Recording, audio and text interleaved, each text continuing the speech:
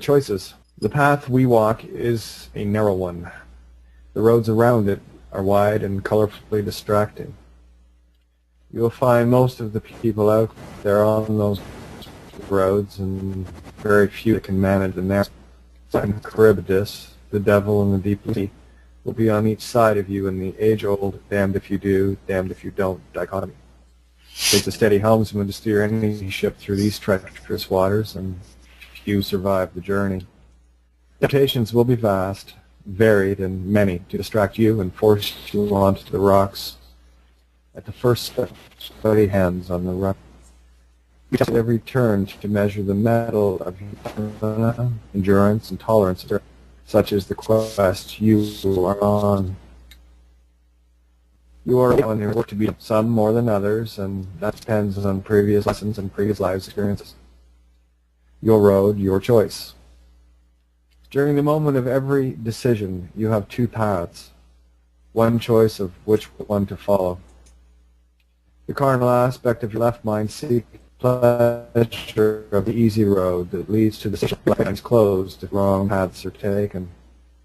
Only in the left mind can you be led by emotion, and you hold the helm of the heart, where the truth steers you to rapids. These waters we travel on have all manner of weather, with clear sailing and storms that many shall succumb to. This game only offers one life per level. It is up to you to ensure the lesson you seek is to use that life and have a new, the new game piece called the human body. Some people place their game pieces in front of the TV and ravage it with processed poisons. Others prefer to keep that temple a little more pure. In short, you are on a mission of self, a journey of spiritual evolution, if but you will see that. You have the choice of losing some of your crew on your ship or losing the whole ship, but be assured there is a price to pay. Every decision you make will always cost you something if an exchange of truth is to be gained. If you didn't earn it, you didn't learn it. It is the reluctance to let go of anything that costs you dearly and inevitably the most end. I've often used the example of an open hand with sand, or sand being squeezed. Sand will always be a clenched hand by virtue of the pressure exerted upon it. The more you resist, the more it persists. These are fundamental natural laws that you have been steered away from to ensure that you hit the whirlpool of Charybdis. This is your rock and a hard place choice. In the desert, when one digs a well, most times the well has to be forced to give water by pouring vast amounts of precious water to break it open. Sometimes the entire contents of the reserves on hand. This is a do-or-die scenario. The water reserves will keep you alive for a season, whereas the well will keep you alive for a lifetime. The only choice really is one that asks, how long do you want to live? The allegorical and metaphorical nature of the Bible has many of the same occult or hidden truths that were placed there for those with eyes to see it. How many times have you used the poetic nature of an analogy to convey a concept where the normal use of words just can't say it? This is the mystic way, the way of the ancients to make sure that those who would read it generations later wouldn't lose the message or the concepts of the teachings of the most profound of truths. These are your maps and your charts to navigate the choppy waters we all must sail upon. The pillars of Hercules are your temples on each side of your head. All the clues are there if you choose to see them, or continue to choose the blindness of your emotions. Between these temples of Solomon you will find Scylla and Charybdis on the waters of truth. There is no security here. There is only you and how you choose to helm your ship. If you dare, you will pass many that have pulled into the security of a port along these emotional waters, and there they will remain, because it is comfortable, literally the fort around Abel where none may enter. Only a ship moving beyond these ports will stand a chance of reaching its destination. You will meet many on your travels that will sail with you for a while, but they too, some of them, will pull into their own ports where their ships will rot in harbor from neglect and distracted forgetfulness. But your ship is strong, seaworthy. and able to ride the storms out, for you have been on these waters a long time. You are the seasoned sailor, used to rip sails and shredded rigging, fixing holes in your flanks from the rocks on occasion, but still you will sail on.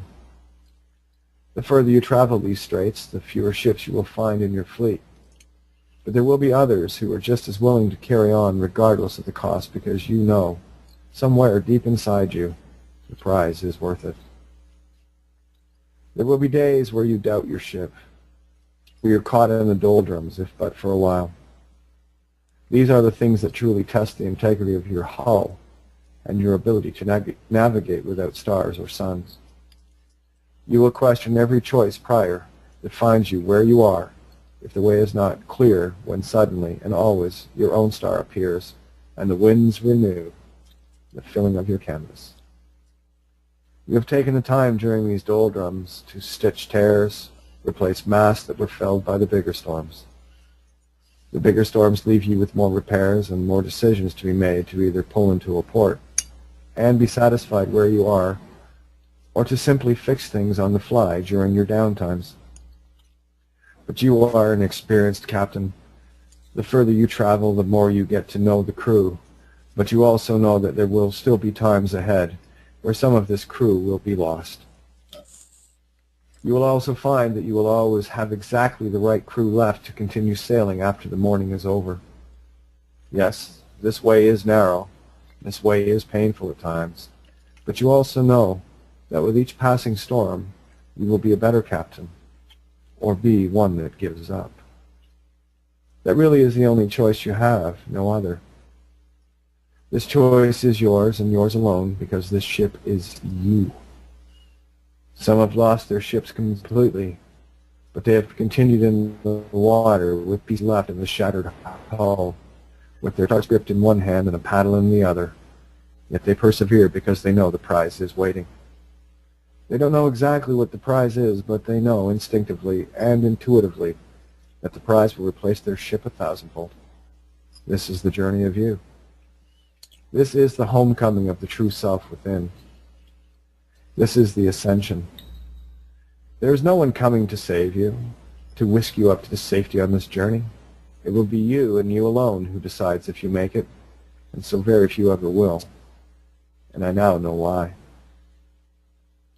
A question I have constantly asked myself is this: if not me, then who can do this? Some of you already know what that means, and I will not explain it any further. If you do not understand the question, then you will never understand the answer, because you're not ready to ask either. Your actions are your measure.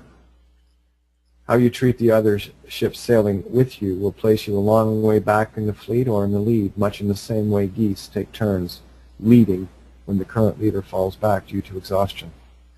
Even so, they still fly as one flock or fleet, inasmuch as we too must sail on, as yet so very few, can or will, with some resorting to raiding and boarding other ships as a result of emotions. Many will be pulled down by the whirlpool of Charybdis, and very few will pass near Scylla, fearing to lose anything or anyone at all. We, who have chosen to sail closer to Scylla, know of the pitfalls and the guarantee of the losses of some of those closest to us. We saw that early on in our voyage when we first set sail.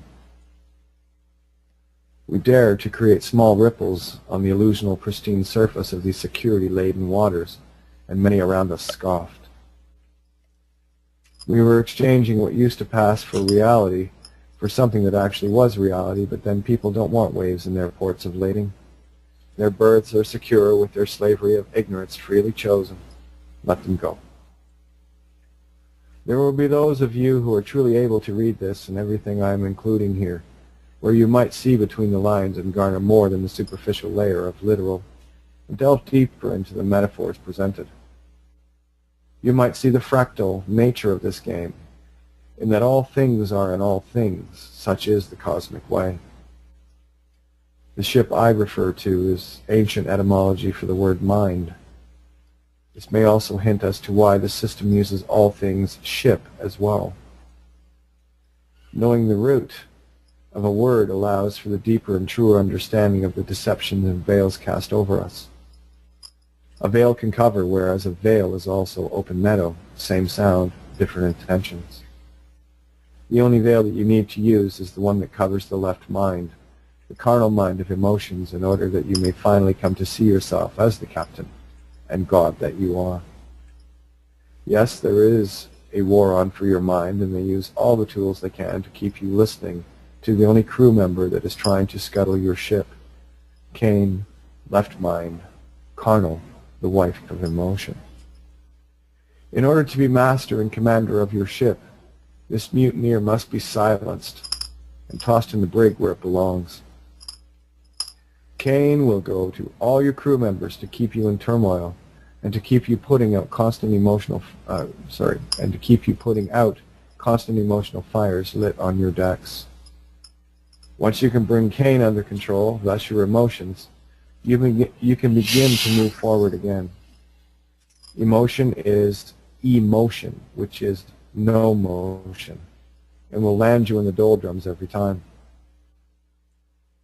It is more a question of, do your emotions control you, or do you control them? That is a question only you can answer, if you even have the strength to face it and ask. Most people will not ask that question because they are too busy being wrapped up in the illusion of a game that is designed to keep you there. If but only you could see that. I have lost my most precious crew members in my journey, but then somehow I already knew I would, and it's taking me my own time to see that for what it is. Things like this are merely a test to see if you will yield to Cain and wallow in the left mind doldrums. People will quibble and squabble, thinking they can figure out courts, governments, and man's inferior to natural laws, yet totally miss their own boat in the process. That is the intention of this game and test.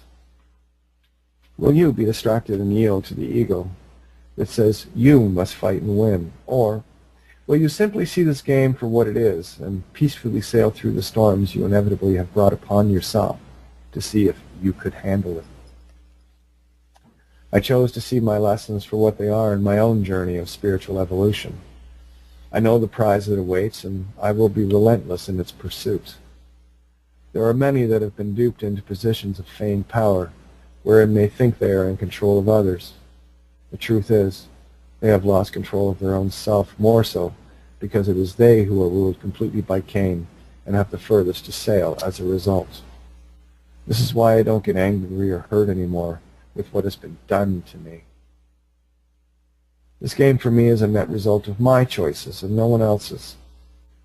That will be a very large blue pill for people to swallow. I have been through some major storms, had my ship almost sank a few times, and it has suffered more broadsides than most could handle. Alas, this was my choice in order to grow and evolve as the divine being I am and that you are. If only you could see that. I have learned how to change tack in the doldrums where they can't hold my ship still like they used to, and it's as simple as being responsible for your emotions and choosing whether or not you want that particular feeling. Just with that thought alone, your sails will begin to billow as a new wind arises to move you along. Again, you are the captain, and where your ship goes and how it sails is your decision fully, but only once you grab your own helm back.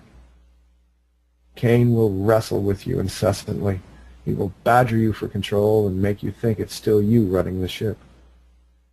The only usefulness this crew member has is his ability to use logic and nothing else. This is about modifying your ship, streamlining it so it travels clean and true through the storms that may or may not follow, and that too is still your choice. It all depends if you saw the lesson for what it was, and not just another reason to bitch at others because Cain, ego, told you so. Anger, hate, fear, lust, pride, and greed, etc. are utterly useless in the spiritual sense. But the ego Cain will tell you otherwise, because emotion dictates the choices. Emotions will steer your ship into dangerous waters every time until you become as Spock, where the need of the many far outweigh the need of the few. This is where we all must vulcanize our ships, our hulls, and our rigging. This is an upgrade towards God mode. Will you be distracted with exotic ports of call? lured by the sirens onto the rocks or the mermaids calling you to your doom, as you were drowned in these illusions? Does your ship and your crew matter enough to you to make the difficult choices and chart your way with precise and narrow accuracy? I've been judged too many times to count, been accused of egotistical ways due to my passion, and have been loved and hated more than many people that I know, including my own flesh and blood. Yet I will sail on knowing the true purpose of this journey. This is the journey of me, and I know I'm finally up to the task. Yes, I will still hit some choppy water, which will allow me to further unpack my camel where the needle gets wider every day, too. I no longer have pity or any emotions for those who win or lose in the game, because I know why now. They, like me, are on their own journey for their own experiences and salvation, whether it happens this lifetime or next. That is no longer my concern, since I have a more important job to helm my own ship, where I don't collide with anyone else's, or find myself floundering in the shallows and the shoals. The deeper the water, the smoother the sailing. Just like a pool, you can drown in either end, be it the deep end or the shallow one. This pool has a few more challenges. This ocean is fraught with Scylla and Charybdis at every choice. You can choose to see that or not. This ocean is within each and every one of us, if we but just close our eyes and see it. Nothing outside of ourselves has any answers, merely clues towards finding the true answers within. I look around me and see very few ships alongside, but I also see that not far behind are the sails of others that are quickly catching up. I will choose Scylla every single time, because in that choice, my ship will never be lost in the abyss of Charybdis whirlpool of total destruction. Reboot. Whether or not you get home this time is your choice, and some have many experiences to learn yet. Much like those that I never knew who took it upon themselves to steal much from me in the material sense. All good here, and they can be owned by the possessions that once possessed me. They also get to experience exactly what they have sown in their own ignorance and delusions. I have chosen to flow in the current of life, not death. Those that I love will see this, or they won't, their choice. All those that have run for the hills and securities of a port have only themselves to judge, for I can judge them not. Only see it for what it is. The majority of the most loved and most trusted in my life have been lost to Scylla, but that was just part of my own test to see if I would pass. I've never allowed myself the luxury of failure for too long anyway, and now it is hours in the doldrums versus months. They will see the light I offer, or they will wrestle with Cain to justify why they cannot.